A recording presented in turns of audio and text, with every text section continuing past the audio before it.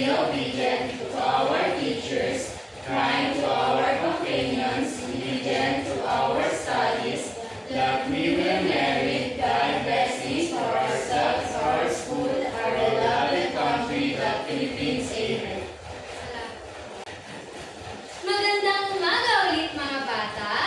Magandang umaga po, teacher! Tila walang energy ang mga bata. Ano po ang nangyari ulit po? Magandang umaga mga bata. Magandang umaga po, teacher! Ganyan, mahusay. Ako nga po pala si Teacher Joanna. Ano nga ulit ang tatawagin kay teacher? Teacher Joanna! Mahusay. Ako nga po pala ang iyong magiging guro ngayong araw. Bago po kayo umupo, maaari bang ayusin ang mga upuan at pagipulot po ang mga basura na makikita nyo sa iyong paligid? Tapos na po ba? Opo, teacher! Pwede na po umupo.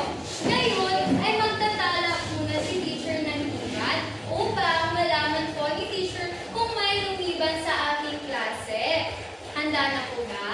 Opo, teacher! Ang gawin po lamang ninyo ay itaas ang kanang kamay at sabihin po, narito po ako, teacher. Ano nga po ulit ang gagawin? Itaas po ang kamay! Sa oras na marinig nyo ang inyong apelido, itaas lamang po ang kanang kamay. Ngayon ay magsisimula na po si teacher. Castor, narito po, teacher. Labrador, Narito po, teacher!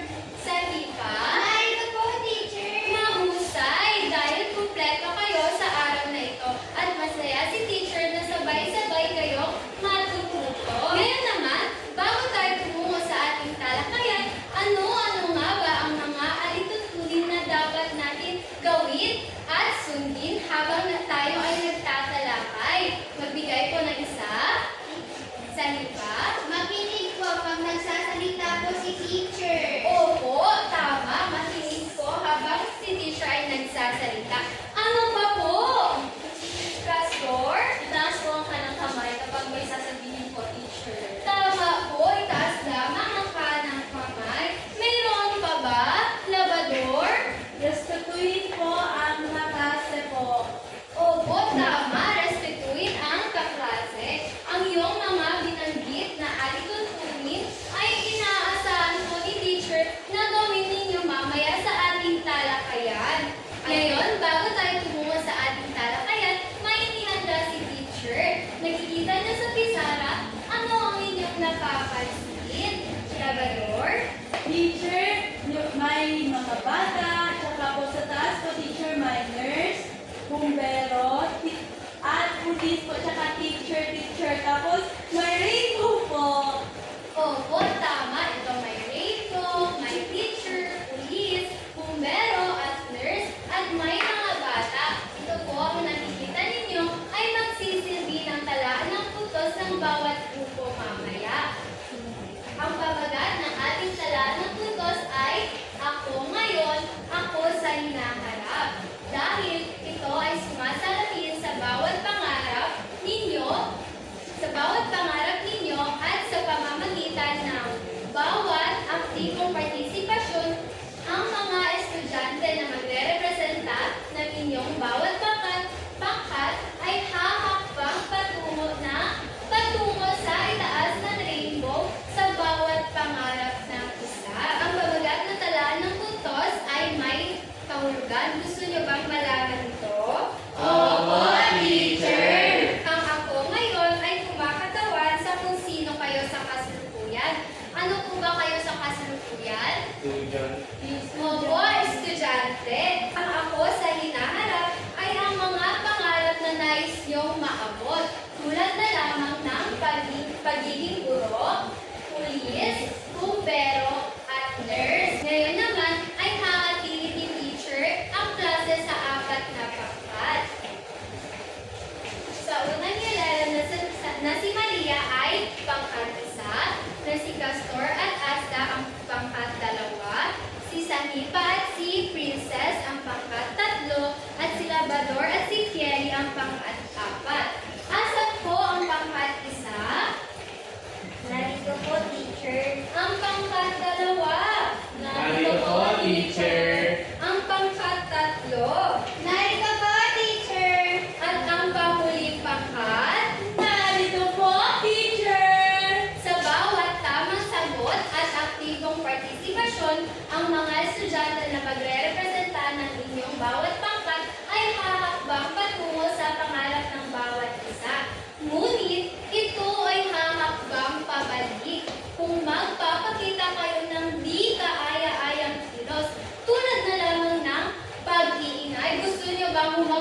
ulit pabalik? Hindi po. Ano nga ba ang dapat gawin? Sa hipa? Tahimik po. Ano po yung Tahimik po. mahusay? Ngayon naman,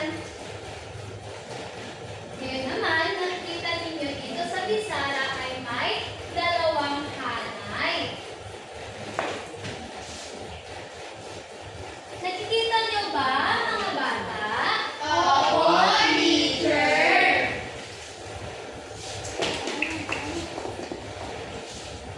Sa hanay A ay may mga larawan ng katulong sa pamayanan. At sa hanay B naman, ang mga pangalan o trabaho nito. Ang dapat lang natin gawin ay pagtanggalin ang mga katulong sa pamayanan na nasa hanay A sa pangalan nito sa hanay B. Ngayon, malinaw po ba? Opo, teacher. Ngayon naman, si teacher po unang sasagot sa number 1 upang malinaw sa inyo kung ano ang gagawin. Sa number 1, ano ang inyong nakikita? Guro! Oo, ito ay isang guro. Ang hahanapin na natin ang guro na pangalan nito. A. Nurse, B. Guro, C. Doktor, D. Pari, E. Pulis. Saan po ang guro? B. Letter B. Ang dapat na natin gawin, gamit ang pilot pen, gagawa pa tayo ng linya galing sa hanay A hanggang sa hanay B. Malinaw po ba? Opo, teacher. Ngayon tatawag si teacher para kayo naman ang sasagot. Castor, kaya mo bang sagutan ang number 2? Ikaw, teacher. Pumunta po dito sa harap.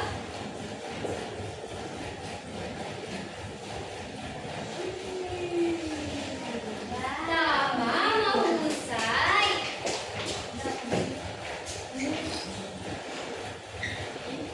So number 3, sabi pa, Ano to? Si po, teacher, Dr. pumunta po Julia. dito sa harap. Ano pong pangkat si Castor?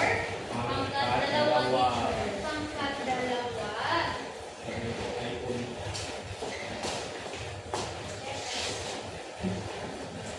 Si Sahiba, pangkat 3 po.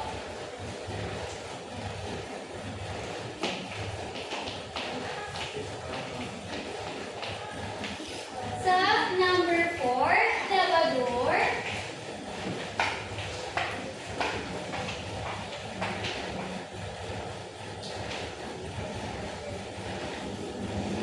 Ano pong pangkat si Labrador? Ako po, teacher. Mahusay. At Maria, pwede mo bang sagutan ang number 5?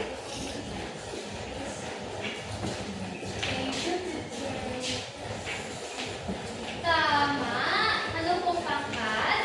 Unang pangkat ko, teacher. Ngayon naman, ano-ano ang inyong napapansin na na-match ninyo sa Pisara? Sa hipa? Teacher, yung mga pangarap ko or yung mga profession ko. Opo, tama. Mahusay. Ano-ano ang ginagawa nila?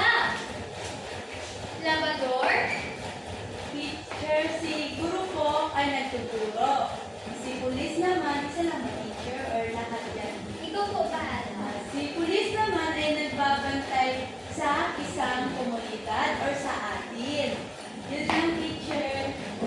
Tama, mahusay. Bigyan natin ng 3 bagsak si Labrador. Isang bagsak, dalawang bagsak, 3 bagsak. Ngayon naman, kung ikaw o kayo ay lumaki na, ano ang gusto nyong maging o marating sa buhay? Teacher, Sa iba? ako po, gusto ko po maging kagaya niyo po, teacher. Mahusay. Pag alam natin ang ating pangarap at naniniwala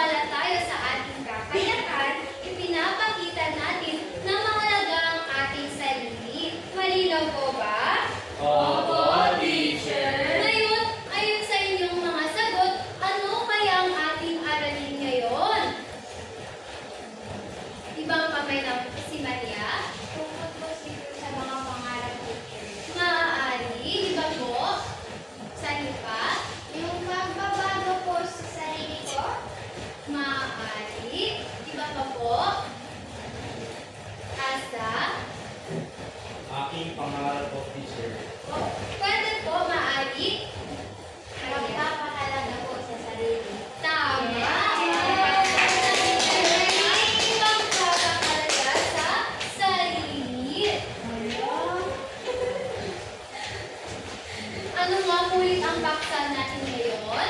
Pagpapahalaga sa sarili. Mga bata, alam niyo ba kung ano ang pangarap?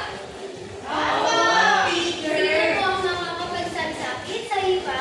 Ang mga gusto po namin maging po sa paglaki po namin. Tama! Ang pangarap ay mga bagay na nais natin makamit o marating sa ating buhay. Lahat tayo ay may sarili-sariling pangarap. Sino sa inyo ang may pangarap at ano ito at bakit yun? Asa? Teacher, gusto ko po maging pulis. Gusto ko po protektahan yung aming komunidad po. Mahusay. Ito ay nagpapakita na gusto mong tumulong sa iba. Ano pa po? Meron pa ba? Labrador? Teacher, gusto ko po maging nurse. Gusto ko pong tulungan yung may mga sakit. Opo, tama. Ngayon, alamin natin ang ibig sabihin ng ilang salita.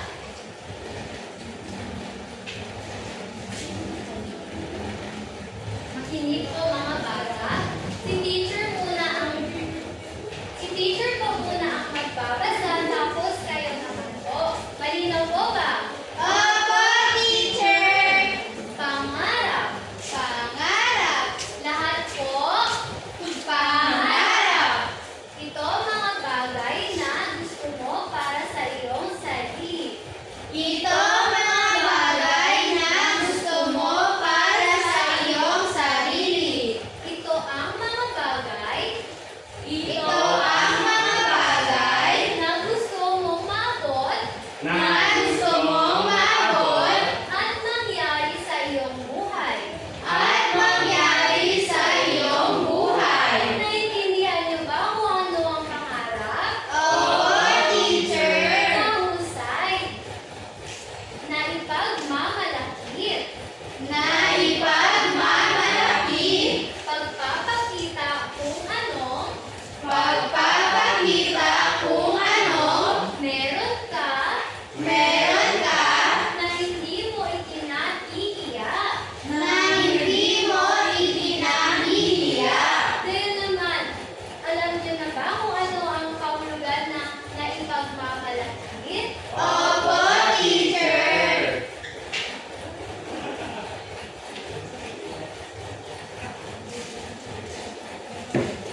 Malikhain. Malikhain.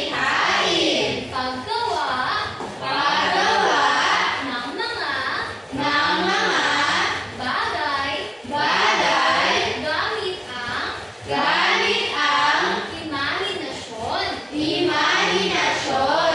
Ngayon, alam niyo ba kung ano ang malikhain? Opo, teacher. Ngayon, alam niyo na kung ano ang pangarap at mga ilang salita na binasa natin, may tatanong si teacher.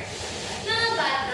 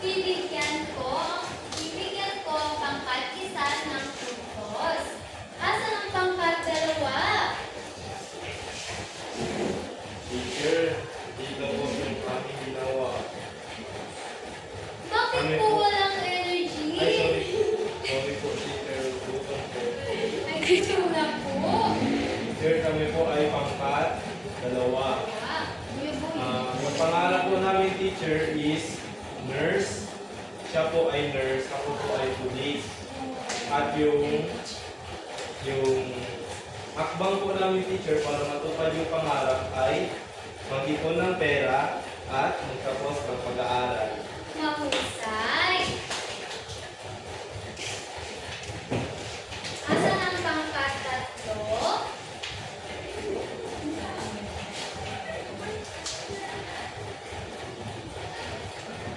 Teacher, ako po ay galing po ng pangkat 3. At ang aming pangarap po ay maging kagaya niyo po, teacher, maging guro po. At ang hakbang po namin na yung una ay ang mag-aral po ng mabuti. Pangalawa naman po ay ang makapagtapos. Mahusay. At ang panghuling pangkat?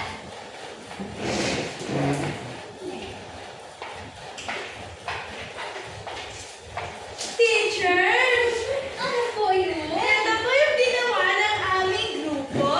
Ako po ang representasyon ng pangkat 4. Ang aming mga pangarap po ay isang teacher, nurse, pulis, at ang hakbang po na aming gagawin ay mag-aral po ng mabuti at magsipag at makinig sa guro palagi. Yung lamang po, teacher. Ang gaganda ng mga pintas na ninyong ginawa.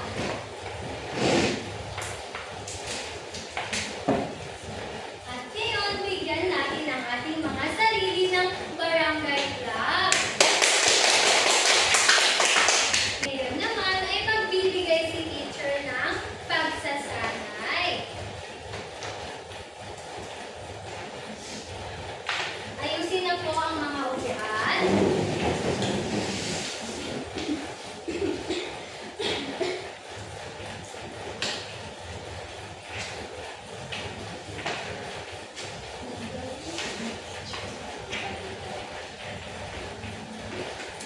Ngayon, babasahin po ni teacher ang panuto para sa iyong pagsasanay. Pero bago yan, ilagay ko ang pangalan, baitang at section.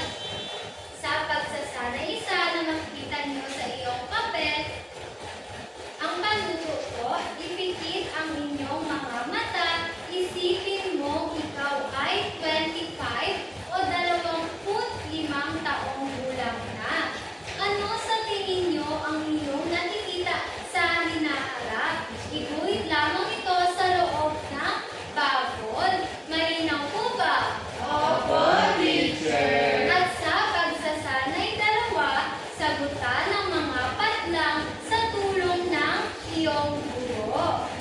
Ako si gusto kong maging paglaki ko, kailangan ko para maabot kong aking pangarap. Halimbawa po, ako si Maria. Gusto kong maging paglaki ko ay isang guro. Kailangan kong magtapos ng pag-aaral para maabot kong aking pangarap. Malinaw po ba? Opo, teacher. At pwede na po kayong magsimula.